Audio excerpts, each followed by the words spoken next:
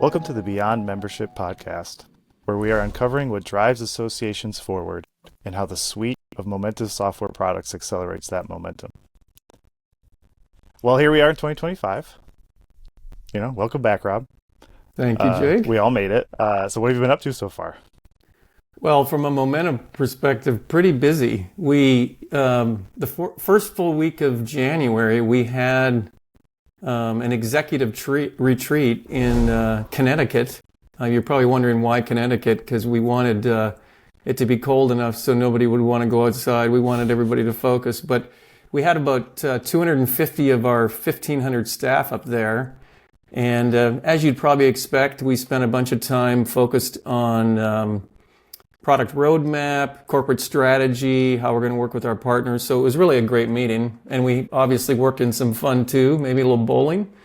Found out our staff is quite competitive. And we also in the DC Metro the third week of January, we had a happy hour for a lot of the industry influencers in the association and nonprofit industry, as well as a number of our partners at that. And then we followed that up with the next day having an executive brief for a number of our clients and prospects, where we had our chief product officer there, along with one of our SVPs of solution architecture.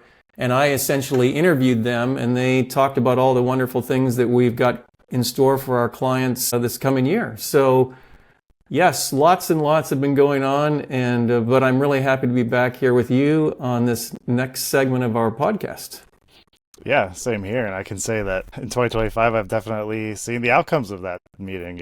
We got a lot of priorities that we've had planned and we're executing them. And speaking of, awesome things that we deliver to our customers, many associations are offering some avenue for their members to build their career, to maybe make a change in their career, to expand their capabilities. And one such expert that we have with us today is Allison Mayo. And why don't you give us a little bit about your background, and you got to include something interesting about yourself, please. Okay.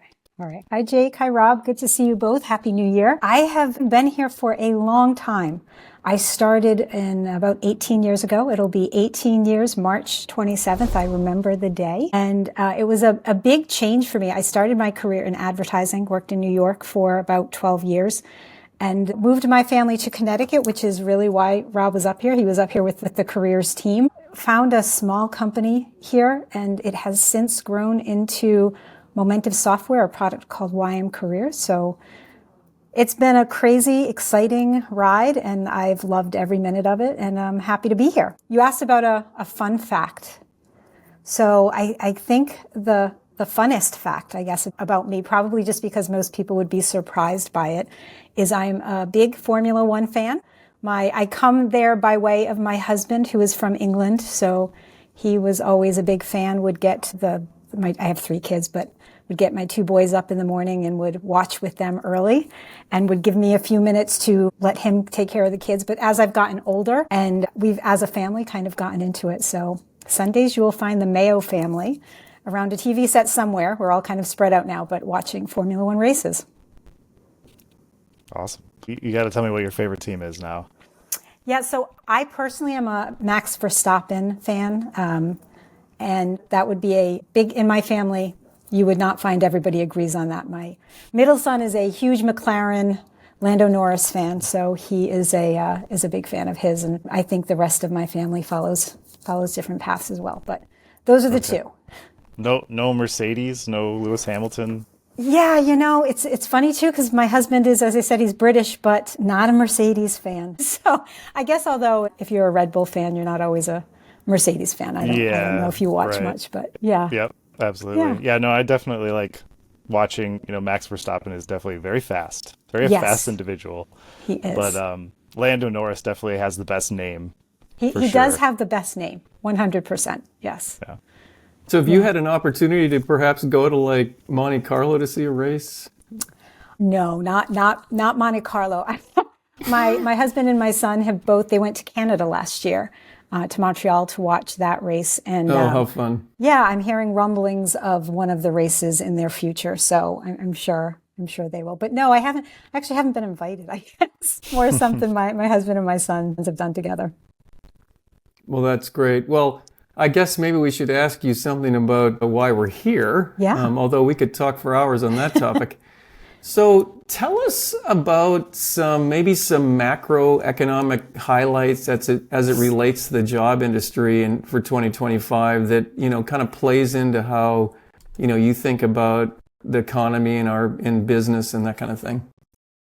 It's been I said I've been here for 18 years and we had, in 2008 and 2009, there was a recession. We've had, slowdowns in 2015. COVID was really interesting and very transformative in terms of the jobs market, and for careers, YM careers as well. So when you think about COVID, what it did was it kind of paused, right? The hiring, people stopped. They desperately pulled back because nobody really knew what was going to happen. And it's interesting. There's a report called the JOLTS report. Perhaps we can share it later. But the JOLTS report shows this really interesting kind of change in the way that the jobs market behaved. You saw this huge decline in 2020 of just employers pulling back, not posting any jobs. And then in the years following, what happened was they were desperate to rehire those people. They were desperate to kind of get back to, normalcy is what I call it. And what we saw is this tremendous growth in the number of jobs to the point where I think it was March 2022, there were about 12.2 million jobs. So just drastic hiring. 12.2 million jobs, people then eventually kind of realized for a lot of different reasons, not the least of which was interest rates increasing for, 18 months. They couldn't continue at that pace, right? And they nor did they perhaps need to. And so then what you've seen over the past, I'd say, from mid 2022 through 2024 is just this significant decline in job postings. Again, lots of different reasons for that. But when I look at 2025, I would say that I don't see the ebbs and flows of COVID and post-COVID. I see what I call kind of that normalization. There may be pockets of growth, and certainly we need that, right? As an economy, we need to make sure that we're continuing to grow, that employers are adding jobs, that we're keeping unemployment levels low. But this year, I would say we'll see a bit of growth, probably more towards the latter half of the year. There's a lot going on at the start of this year, right? For us as a country, I think people are going to kind of watch and see. But you can feel it. I have these conversations with employers when we're working with our media sales team. They are anxious, eager to get out there and hire again. They want to see that growth, and they want to get back into the business of hiring, new staff members. Yeah. You mentioned interest rates and kind of the impact there. I would consider myself a free market enjoyer. I really like to watch like the indices and various kind of market reactions to news. I was kind of standing by, actually I think I wrote both of you a note the morning the JOLTS came out. It really wasn't that different. You did see kind of like a slight reaction to it in the market, maybe more volatility just due to like the inauguration and things that were happening. But the JOLTS report always has something kind of around it in terms of how the market reacts. I would be curious. We heard, I don't know how closely you follow the interest rate decisions. We had some ticking down in interest rates last year. We heard we're maybe going to cool off on that a bit this year, but still the plan is that it's going down, at least for now, until we find out tomorrow, actually. I'm just curious what you think. We saw that. I would be curious what you think is going to happen sort of over the course of 2025 as it relates to that. Yeah, I mean, I'm not going to claim to be an economist, and I probably would, if I could predict, I'd probably be really rich, right? But I think what I will say is it's kind of in a wait and see. I think the Fed is responding to a lot of different factors. One being, President Trump has said he wants the interest rates to come down, right? And I mean, I certainly think while that may not be a deciding factor, it is a factor, right? Of course, it's just something for us to consider. And then on the other hand, you have the way that the market responded to, I believe the Fed indicated last year that they were going to decrease rates 4 times in 2025. And then they pulled that back to probably 2. And the market the next day, had a response to that. So Do I think they'll decrease interest rates? I would say I think they will this year. Do I think it'll happen tomorrow? I'm not 100% certain. But again, I'm not, not a betting woman on that. I'm just saying I think that there will be some there will be a kind of a very reserved moving forward there. And do you generally see a reaction when it comes to the JOLTS report, or generally like job openings as it relates to that? I mean, I see my own reaction. I literally have it on my calendar of when the JOLTS report is coming out, when the Fed is meeting, when the jobs report is coming out. Those are all things that we pay attention to. And we pay attention to it because we're talking with employers, right? We're selling job postings. And so we want to make sure that we understand, where are the segments where we might see pockets of opportunity. Interestingly, I don't see a response the next day. Sometimes we are a month ahead, right? So sometimes what we're seeing is that last month was a really great month for us, even though like next month numbers aren't quite where we would expect them to be. And sometimes there's a lagging factor. I think what's really important is, where have the jobs been? When you look at last year, 75% of jobs were in four kind of categories, industries, sectors of jobs. They were in healthcare, they were in social assistance, they were in government and leisure and hospitality. What I'm really curious to see is, as we move into 2025, what are those other industries going to do? How, are we going to see expansion in some of those other industries, which I think will be important to the market and is certainly important as we think about, our clients. We have clients across every industry. And so just really working to make sure that we are helping to get jobs on their job boards certainly generates non-dues revenue, which is a really important piece. But even more importantly is helping to get jobs there for their members, right? Making sure that their members have access to opportunities, because that's so critical, I think, when you're a membership organization. Members want jobs. They want access to career opportunities. And so we need to be out there making sure that we're getting them for them. Yeah, especially if you're a member and you can make the choice, right? If you don't have to be a member, what are you doing for me that Netflix isn't doing for me? And we did the Association Trends study, I think 2023, early 2024 that came out. We do one every year, so we had one in 2024. Yeah, that's right. And I think in both cases, though, careers, access to job opportunities was incredibly high. I think that in both years, the message was very similar. We are again coming out of kind of that slowdown after the post-pandemic, and people want to know that their organization, their membership organization, is there supporting them in a variety of ways, but jobs, access to jobs is really important. So YM Careers is doing some new things with AI right now, right, Allison? Yeah, one of the ways that we incorporate AI into the platform is what I like to call jobs like this. It's kind of that Amazonian, you go and you buy a grill and they show you a spatula. So on the career side, when a job seeker is looking at the jobs, what we have is at the bottom a feed that runs through that shows them other jobs that you might like based on, searches that you've done in the past. Again, really kind of incorporating what we've learned about you as part of your search and your interactions with the platform. We're even kind of taking it that step further where we're really trying to figure out, like, let's personalize this. Let's make sure that members have that really personal experience. So as they're interacting and engaging with the Career Center, helping to do that by things like job matching. How can we ensure based on their profile that we're showing them the right jobs? But Jake, you are the resident tech expert. You tell me, what do you think? How do you think we're doing? And what do you think kind of comes next from an AI perspective? Yeah, well, I mean, I anticipate that AI will make finding jobs and finding job seekers easier. And so that's exactly obviously what that feature is helping with. And it's positioned right at kind of the intersection.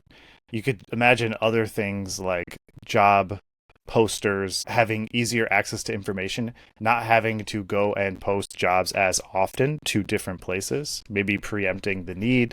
You could maybe see on the other side that a job seeker, a member from in my world, would maybe not have to apply so often. Maybe it's less effort for them to apply to as many jobs or more jobs. So that could also lead to kind of a downside for both, right? Because now you just have a ton, all the candidates. So you post a job and now all the candidates you get, which could lead to a lot of noise. So I think how that all balances out is something that still remains to be seen.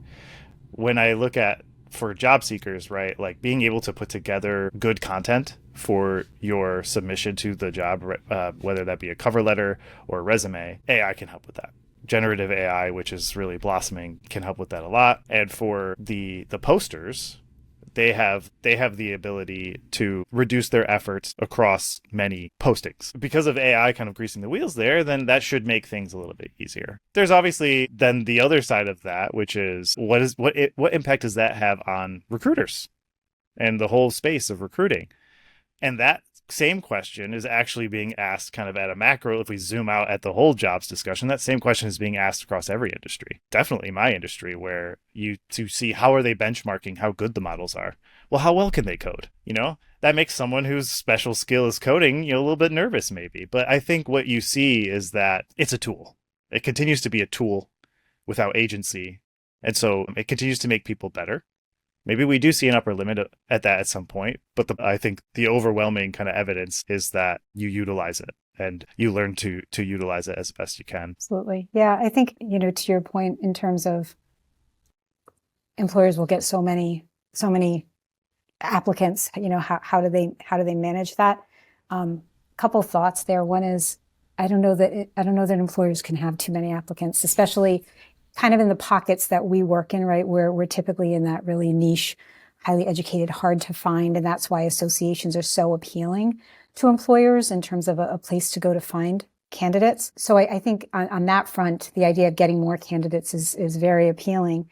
And also, I think AI will also help on the employer side, right? So I do think that it will end up streamlining employer processes because they can do things like sourcing, initial screenings, analyzing candidates, all of that will help on the employer side. It'll just, as you said, it's a tool. It will ideally help to make us more productive with less effort and less strain, right? So, but I think there's a tremendous amount of opportunity when it comes to AI. And I think, Rob, you tell me what your thoughts are. Do association members expect that kind of support from their association? I know I kind of gave my thoughts earlier, but what do you think about what they're looking for from their associations in terms of the support they provide? Well, the answer, according to the survey, and you kind of mentioned it a little bit earlier, Momentive does an annual survey to associations, that the answer is overwhelmingly yes. In fact, it's becoming more and more yes.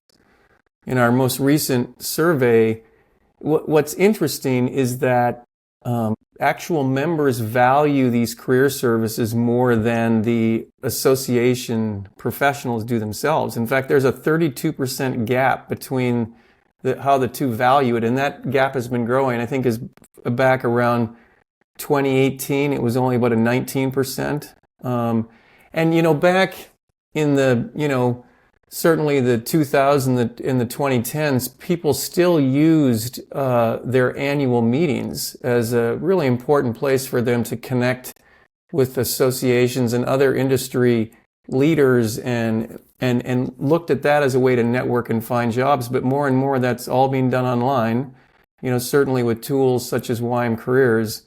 And so that's why it's so highly valued by the members. And the members don't place as high a value on the conferences anymore, I think partly for that reason, whereas the professionals still put a high value on that, but it's also a big revenue generator for them.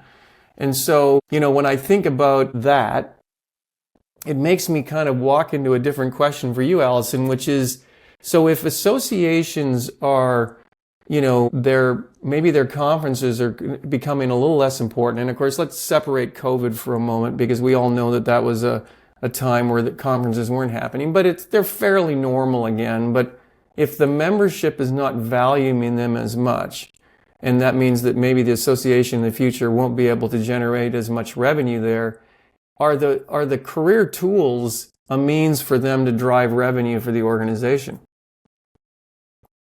Yeah, I mean, we actually, so in addition to the job board and the ability to generate revenue from job postings, we actually do have kind of what we call our career events.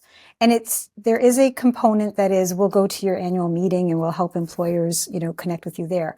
But what's become really popular in recent years is our virtual career fairs. And so it's another way for associations to generate revenue, to connect their members with employers, but kind of eliminate that barrier, that travel barrier that might exist. So that's one way that we do it. We also have what we call our recruitment guides. And again, it's an online guide where employers can put their brand in this guide, and it can connect them with job seekers, with members. And those are just kind of two examples of kind of outside the job board, how we can help generate revenue. But within the job board itself, I think, our biggest opportunity there is making sure that every employer understands the value that an association can bring to their hiring needs. You can go to an Indeed and you can, get lots and lots of candidates perhaps. But when you're looking for a cardiothoracic surgeon or a radiologist, or you're not going to be able to find that exact right candidate in the same way that you would if you went to CTSNet or ACR, right? There's just a very unique value that those types of organizations bring in connecting with employers, with their members. So that remains, a primary focus of ours, and really making sure that we are marketing to employers, we're getting their brand, the association brand, in front of employers, and driving traffic to those career centers so that job seekers get the benefit of those job postings as well.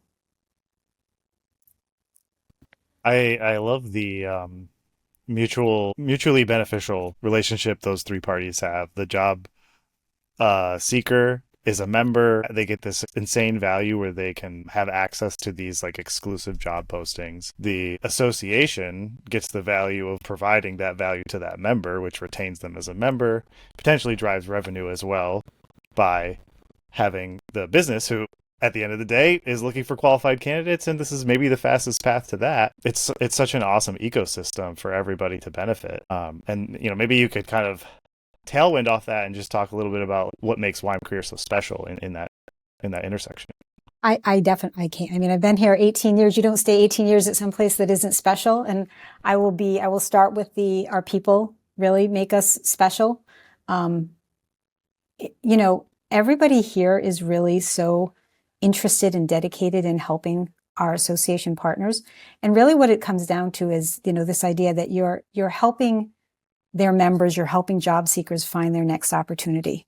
Who kind of doesn't love the idea of helping somebody else find a job, right? That has so much value to us as an organization, but just personally, right? There's so much to be said for knowing that you're helping somebody find that next opportunity. And so we really do invest in people who are going to be able to support associations throughout their life cycle, their journey with us. And that includes everything from the customer success team, right? It's not launch it and they will come. We're kind of there with you. We're in it to help our association partners really be successful. We have a media sales team. And what is a media sales team? It's a team that's out there kind of evangelizing the value of these associations to employers, helping them to understand the value that they can get from an association job board that they can't get from any of the other kind of mass well-known job boards.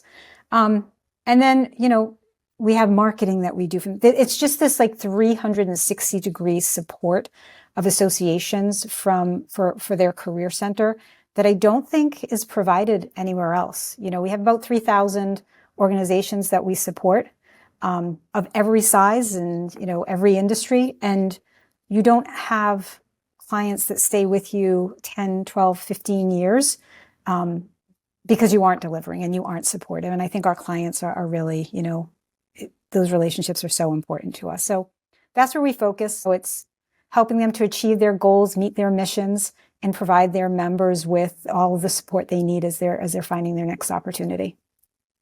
Allison, when I worked at my last association, we had a job board, but that's what it was. It was a job board, yeah. And we would, the members had the ability to put their jobs online. And the thing is, it just didn't work very well.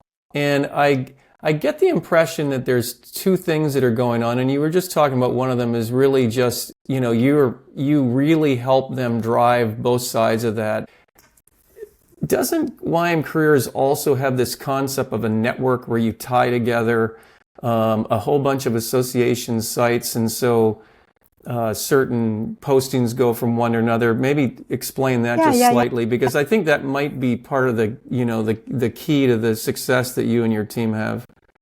So we do have a network, a careers network, and just using healthcare as an example, because we have such a vast number of our clients are in the healthcare space. When you're talking to an employer, they do have nursing jobs, and they do have cardiovascular jobs, and they do have psychiatry jobs, right? You're talking to a hospital chain. And one way to help them is to have them go to each job board and post a job. Another way to help them is to say, tell me everything that you have, all of the different jobs that you need filled. And I guarantee we have a spot that we can put that job. We have an association that we're working with that will perfectly align with helping, you to fill those needs. And so employers love this idea that they're not having to go to 5 or 10 or 15 different places, that they're kind of working with us as a one-stop shop, for example, where they can get their jobs posted across this network. So that's been incredibly valuable. I mean, when you talk about efficiencies, organizations only have so many hiring managers or HR professionals that can go out there and post jobs. And often they're going to post to the sites that they know because it might be the easiest thing to do, right? And so that means that we have to do the job of introducing them to all of these other sites, all of these other career centers that can really help them to fill those needs. Yeah, if we'd have had that, I think it would have made such a difference. The other thing is that I have been writing recently on some of the social platforms about just younger members, Gen Y, millennials, younger members. And I'm very concerned for a lot of our associations that a lot of their members are aging out. And so they've got to find these folks a new way. And as we were talking about earlier, providing these tools that these young members care about so much. And one of the ones is this concept of mentoring. And does the solution have any features or ways to line people up for mentoring opportunities, that kind of thing? Yeah, we're actually going to be reintroducing. So we do have a mentor platform. We've reimagined it, and we're going to be relaunching it in probably the second quarter of this year. And the idea is exactly what it sounds like. It's the ability to allow members on either side, either they're, newly entering the industry or they have experience there, to connect with one another. You can be a mentor or a mentee. You could be both if you wanted. You might be kind of at that midsection of your career and you want to give back to people coming in, but you also want to learn, how do I get to that next phase? And so there is a mentor opportunity. What's really interesting about it is it can fit within, if an organization already has mentoring, but they just need the technology piece to bring it together and make those connections, it will fit well there. But if instead they really just want a technology where people can go and connect and they want it as a standalone, it can be integrated into their association website, into their career center, as just another way to help job seekers find their next opportunity. And really, those relationships that you make as a mentor or a mentee are invaluable. We know that as people are looking for jobs, how do they look for jobs? They may find a job on a job board, but then often their next step is to go figure out who they know at that organization so they can make those connections and make sure that their application kind of gets pushed through or gets to the right people. And so mentoring can really help in that capacity of helping them to make those connections directly through their organization. That sounds amazing. Yeah.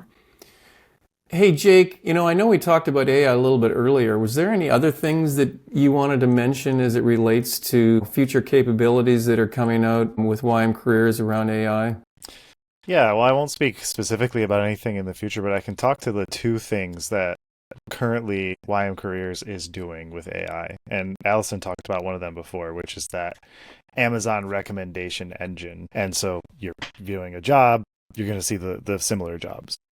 the thing that we haven't talked about yet is the mapping and consolidating of employer profiles. So this is really a time-saving thing for job posters, but their data is already out there. There's data about companies and data about potentially the jobs that they even want to post. What YM Careers does is they scrape that through either publicly accessible data or data that they already have internally.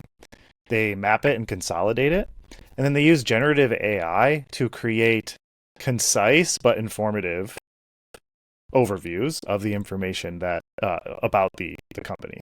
So this saves time for a company that maybe is posting hundreds, maybe potentially more than that, job postings. They really save a lot of time with something like that, and they could come to YM Careers and potentially not have posted a job there, and all their information is already there.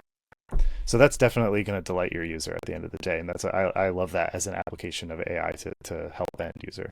So essentially what you're saying is that if a new employer came to post jobs, they wouldn't have to provide all the background on their own company. They could just get right down to it and start posting jobs because all the background would already be there. Is that what you're talking about? Yeah, because AI would write it for them essentially, because Nice. YM Careers kind of just does it for you and puts it in front of you.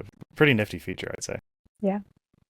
Allison, I'm assuming that's a little easier than you were doing it 18 years ago. Yeah, I don't even know if we had that feature 18 years ago. We were certainly building those company profiles by hand at that time. So it's definitely, I mean, everything that we do is kind of, whether it's helping employers or job seekers, it's really with this idea of making it easier for them to connect in as many different ways as possible. I don't want them, when they find an employer, I don't want them to go have to Google to learn more about that employer. I don't want them to go to LinkedIn to learn about that organization. I want to keep them on the Career Center, on the association's Career Center, so that they are getting all the information that they need in one central place. And you can do that a lot of different ways. Jake just described one way. Give a company profile. Let them learn about the organization right there. The other way is things like giving them access to career coaches, giving them access to articles about how to network or how to write a resume or a cover letter, giving them information about, videos on a day in the life in this industry, this profession. Maybe they're just starting to enter, or salary data. So all of this is available in our career centers. And it's really, as I said, it's kind of that one-stop shop when you're trying to figure out, where do I go next for my next opportunity? Where can I be the most efficient? We're doing that for you. We're pulling all that information together. So this industry, not surprisingly, is very much of a Me Too industry. They like to do things that others have already done and done well. And so I imagine some of our listeners would love to hear maybe a couple stories of maybe some of your accounts that you would like to highlight. I think you mentioned ACR already, so maybe you can tell us a little bit about them and anyone else who you think would be particularly interesting.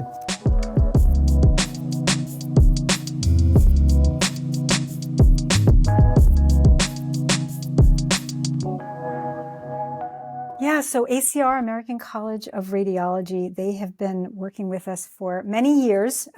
They came after I joined and have been just a really wonderful supporter of the Career Center. As their industry has grown, the demands of their members have grown, right? So, and they're there at every turn, really trying to make sure that they are providing a Career Center experience that meets the needs of their members. And they do everything with us from, we talked about the job board, obviously. They do the marketing, like a job flash, which is an email that gets sent directly to their members that includes jobs, so that they're not having to go and search for them. They're delivering them right to their inbox. They do career events. They do virtual career fairs. They do the recruitment guide, which I mentioned earlier. They are doing media sales. Our media sales team is actively supporting them. And then they do a number of other Momentive products. They use a number of our other products, one of those being Nucleus, which is, they do a career benchmark dashboard, which is one of my favorite products that we have here. I think it does a really great job of providing members with information about their industry and specifically kind of their experience with jobs in the industry. So for example, we send out a survey to members and we get information back from them on everything from salary to benefits to things that they love about their industry or things that are frustrating. And we take all of that data and we form or create a dashboard. And then members of the organization have access to all of that insightful information, really helping them to understand, as they're entering the market or as they're making their next step, they can use that to make really informed decisions. So, but again, ACR does all of that. They have our LMS, they have Nimble as their AMS. There's just so much that they do with us, and they are wonderful about taking guidance and advice and suggestions about how to kind of help their career center get to the next level and help their members really get the most out of their career center.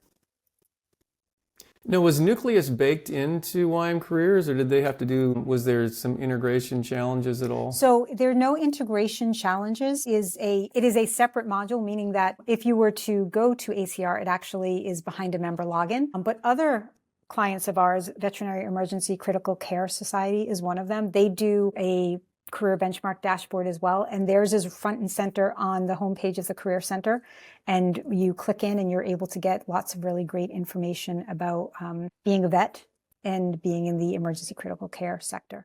So again, different ways that people are implementing it, but ultimately the goal is to make sure that their members have access to really valuable, important data as they're making their next career decision.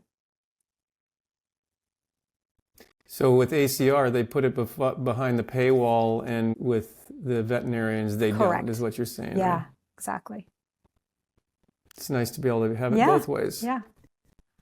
Yeah. What an awesome benefit that an association can give to their members. I don't think you can get information so sourced from your peers anywhere else. That's what's about it is that it comes from your peers. And most of the organizations that we work with do annual surveys, so they refresh the data and they're able to see trends as well. Yeah, that's incredibly valuable. And that's where an association can really shine, is when they can take their data, package it in new ways, trend it over time. And those are the kind of things where, other organizations can't do that because they're not the trusted source to, first of all, to give the data up to, and then they don't have access to the folks even to ask. Right. And then ultimately, it has to be being offered by an organization that the members themselves trust. And again, that's one of those areas where associations really shine. Do. Yeah. Yeah. And I mean, so if we can bring it back to Rob's comment about young members, as a millennial myself, I will say that things like compensation, work-life balance, all of the things that your peers would indicate to you that you're not going to hear maybe the whole truth from a job poster, let's say. That stuff is really important to those members and to that demographic. It's very, very important, and they are interested in finding authentic information. And so I think that's a huge. I could see that as a huge value add as you look to bring on kind of younger members, getting data like that, having them understand that they're going to Glassdoor for that. Right. That's why that app is blowing up, and other sources for that type of information. Yeah. What's interesting is right after the pandemic, when they were doing lots and lots of hiring and they were trying to get candidates, right? Employers were adding all sorts of benefits to their job postings. Pay transparency was a big feature, making sure they had pay listed in their postings. And as the market has shifted, right, that's become less. There are still some organizations that include pay ranges. There are certainly benefits that will be outlined, but it's not as critical as it once was. And so being able to rely on your association and peers within that organization to provide that type of information, I think it is beneficial, just so that you're kind of in the right range in terms of, your benefits package or your pay package or what to expect from employers and things like that. Yeah. Is there a kitchenette? Are the drinks free? Yeah. Those are the important. Those are the important. Yeah. ones. Well, Allison, it's been really wonderful catching up with you and hearing all of this awesome information about YM Careers. Thanks again for all of your time, and it's been great catching up. Thank you. Yeah, so insightful, Allison. I really love the way you tied it really back to our industry so that our listeners could really get a lot out of it. So thanks so much. Absolutely. Happy to do it. All right, that's been an episode of the Beyond Membership Podcast.